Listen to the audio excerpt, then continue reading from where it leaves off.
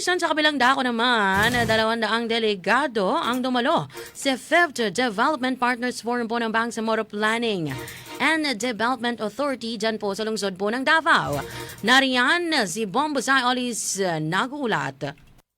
Tinipon ng Bangsamoro Planning and Development Authority o BDP o BPDA ang nasa 200 delegado mula sa International Development Partners, pambansa at regional na ahensya ng pamahalaan sa ikalimang Bangsamoro International Development Partners Forum na ginanap noong February 9 sa Dusit, Tanit, Davao.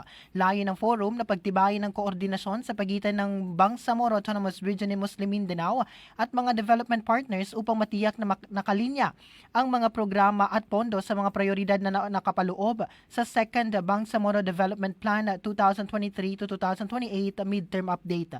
Isinagawa ang aktibidad sa suporta ng European Union at United Nations Children's Fund at nakatuon sa pagpapabilis ng implementasyon ng mga programang pangkaunlaran sa rehiyon. Sa naturang pagtitipon, Star Nation naglatag ng mga ulat at presentasyon ang iba't ibang ministeryo at tanggapan ng BARM hinggil sa estado ng mga prioridad na proyekto at mga hamon sa implementasyon. Dumalo sa forum sina Bangsamoro Interim Chief Minister Abdul Rauf Makakua, Mindanao Development Authority Secretary Leo Tereso Magno at Acting Department of Budget and Management Secretary Rolando Toledo, kasama ang iba pang opisyal mula sa rehiyon at pambansang pamahalaan.